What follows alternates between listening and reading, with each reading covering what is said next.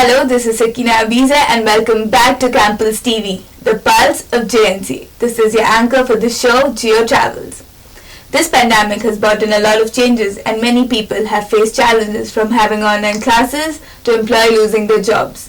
One of the sectors that have faced challenges is the tourism sector. Now with us we have a reporter Rishma in conversation with our guest Mr. Mohammed Samaswala, who is a proprietor by profession and who is a travel enthusiast.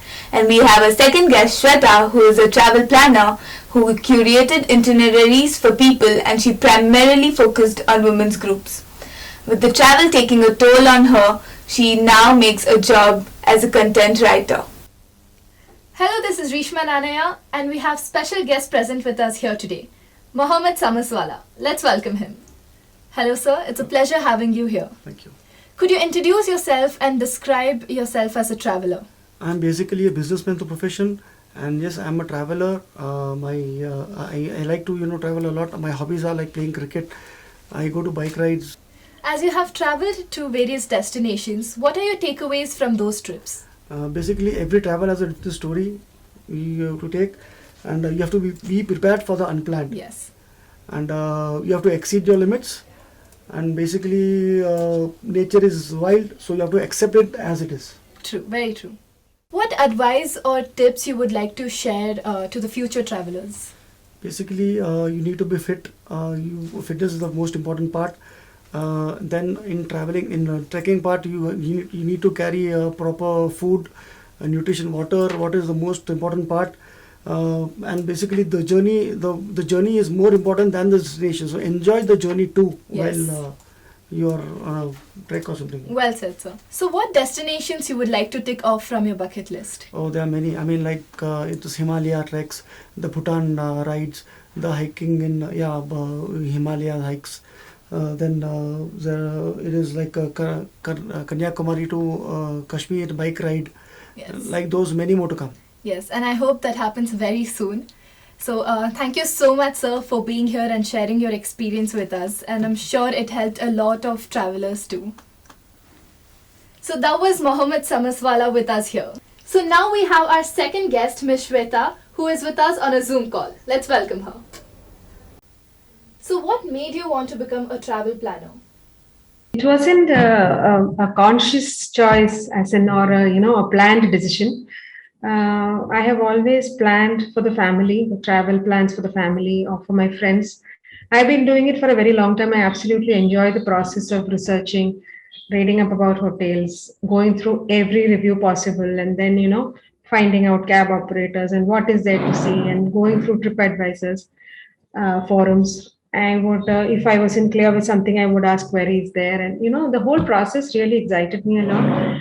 And while I kept doing that, it suddenly struck me once that, when somebody who wasn't really close as a friend, who just was asking me advice, asked me about this, I was thinking, why not try monetize this whole thing and make a job out of it? So that's how it started.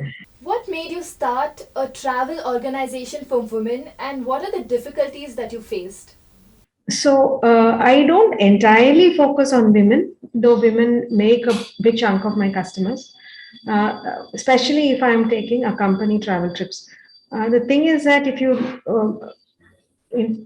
the situation for women's travel is that there are quite a lot of dedicated women's travel organizations doing stuff. Probably I would count myself as one of the smaller players in that arena. And now the thing is that most often women travel along with family or along with their colleagues. And it's very rarely that they end up traveling with somebody like-minded and where their interests are foremost. So that sort of ignited the idea that why not do something for them, me being one. I wouldn't say there was really any challenges except for the fact that many women are economically dependent on their husbands or fathers or so that unlike a guy. So how are you managing content writing and travel planning simultaneously? Now, so what I started content writing is about less than a year since I started that, and I pick and choose my projects because being a freelancer, that is one liberty I have. I So I have fairly flexible deadlines. If I get a project, I have easily 3 to 4 days to finish it. And for now, I am not in travel. I am not as of now concentrating on a company travel plans at all. Till the borders opens up, I am not very interested in that. Also, there is situation where I cannot leave home for too long. So in travel, I am focusing on planning for people. So like if you want to travel with your friends or with your family, you come to me and you say that this is the kind of thing that I'm looking at. This is the kind of place. So I would suggest a place. I would suggest, and I would give you an end-to-end plan. So at last, what are the few tips that you would want to give out to our viewers who wants to travel or want to become a travel planner? Uh, First thing, if you are looking at it as a profession, it should be only if you are really interested in it and if you are very passionate about it is when you should get into it. The thing is that it requires a lot of patience and research to be a good one. And ideally, I personally have always believed that you should have been to a place before you can recommend that to a client so that you know firsthand what what are the things that you can expect positively as well as negatively and what you should be prepared for travel wise or challenges wise. It could be related to food, it could be related to culture, it could be related to travel times and hardship and everything. So yeah, so one thing I would suggest is that stick to what you're comfortable with when you're suggesting something. Don't go with the crowd. Because a lot of people are doing the let's say the Europe trip of 18 days. You cannot just go ahead and recommend something to somebody without knowing. You should have a very clear idea of your client, what they want, their budgets, the kind of people who are going to travel in the thing, because if there are children involved, there are weather conditions that is to be considered.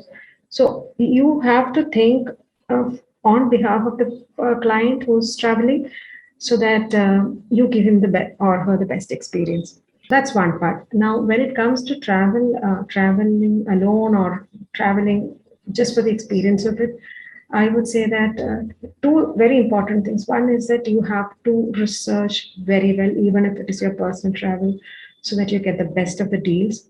If you really look at it, most often what people plan and give, or if you go with if you go with something given to you, a plan given by let's say, a traditional commercial travel planner, and versus what you do yourself, you're going to save a hell of a lot of money. That's point number one. Secondly, the thing is that you should be open to experiences because you cannot, while I say you have to plan for it and you have to research well, you have to be open to the fact that not everything might go according to your plan. Travel throws in a lot of surprises. There could be breakdowns, there could be delayed journeys, there could be lost baggages. Not all surprises are bad. You could also meet very interesting people, get to know a lot about their culture, end up traveling with them, doing part of your travel with them, make amazing friendships en route. So all this is also there. So I think a willingness to research well, learn well, and being open to new experiences is what I would say makes you a good traveler. Alright, that was wonderful. Thank you so much for joining us, and it was great knowing your insights. Thank you.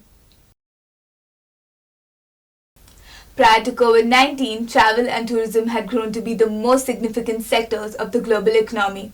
With the hit of COVID 19 in the world, many tourism dependent countries, small businesses, organizations, and travel enthusiasts were seen to be affected the most. The tourist sector has been greatly impacted by the spread of coronavirus since several nations have implemented the travel restrictions to curb its spread. Regional travel restrictions were adverse and contradictory, and the numerous tourist destinations including museums, amusement parks, sports arenas were shuttered. We have a reporter, Sahina, along with Dr. Manisha from the Travel and Tourism Department from JNC. Moving on to Sahina. Dr. Manisha, it's a pleasure to interview you. So, what were the few programs that were planned by the tourism department for the students? The programs that what we plan from the departments all meant for the students only.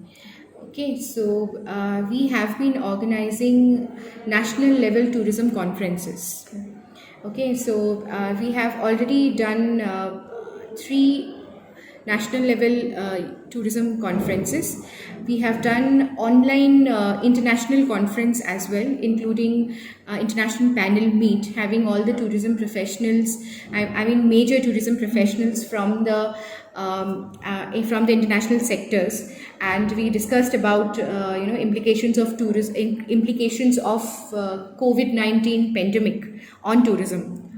Okay, so it was meant for the students basically to give them an overview that how tourism industry is going to work when COVID-19 pandemic is on. So, what are your thoughts on students missing college trips?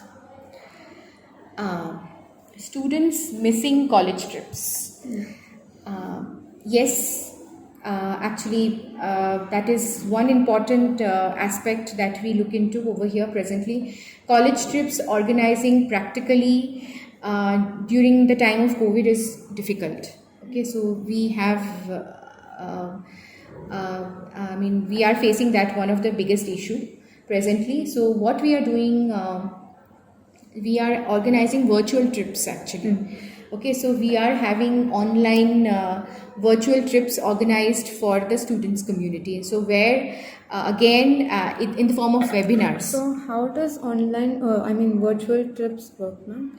Okay, now virtual trips basically you are sitting in one place and viewing the destinations in the form of videos, and which is showcased with proper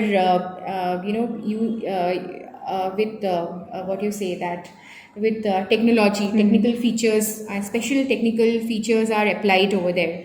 What you call it as 3D, 4D, okay, 3D, 4D visuals will be there about tourist destinations, and with proper travelogue, like proper explanation about the destinations will be given. So it will be very interesting actually to attend.